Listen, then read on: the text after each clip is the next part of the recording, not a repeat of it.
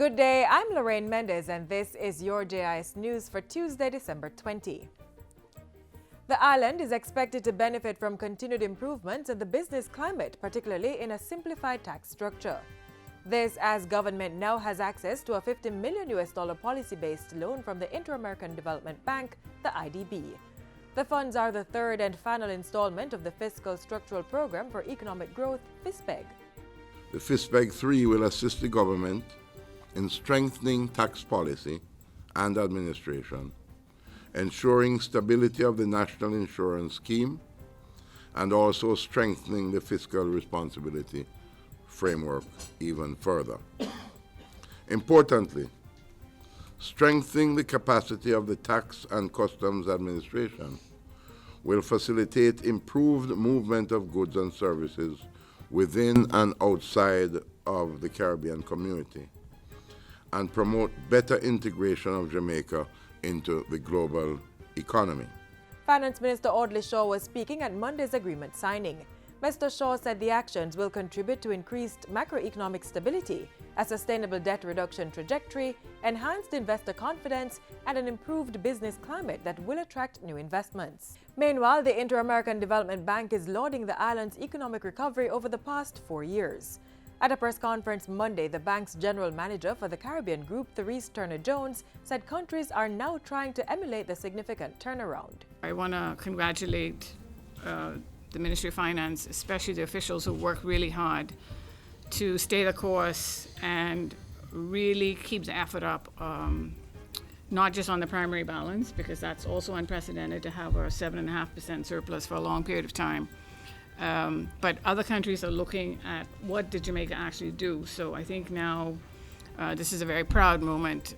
In other news, murders, rapes, and other sexual offenses against children have trended down in 2016 when compared to last year. Figures released by the Jamaica Constabulary Force show that up to December 16, there were 40 reports of child murders, down from 61 in 2015.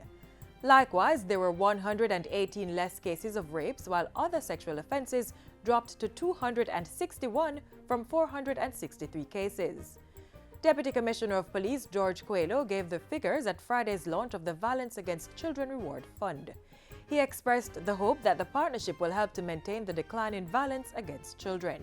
The launch of this fund goes beyond rewarding persons who assist in the arrest and charge of person who has committed violent acts against children. Instead, it represents an urgent call, a wake-up call, if you will, a call to action to all law-abiding citizens for their individual and collective assistance in stamping out this curse, and a strong warning to perpetrators that we will not sit by and see our blossoming potential destroyed. Meanwhile, the private sector organization of Jamaica, PSOJ, has pledged its continued support of the recently established Violence Against Children Reward Fund. The $1.2 million fund was spearheaded by the PSOJ and will be managed by Crime Stop Jamaica.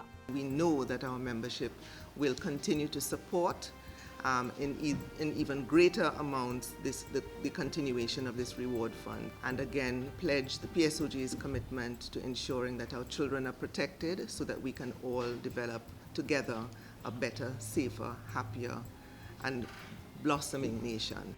And the Chief Executive Officer of the Child Development Agency, Rosalie Gage-Gray, has welcomed the fund. This reward fund will make a huge difference in the apprehension of criminals who continue to set their sights on the most vulnerable, our children.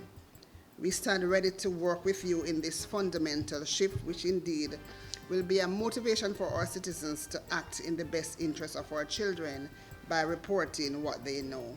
And finally, government will reintroduce the Tourism Service Excellence Program TCAP Awards next year.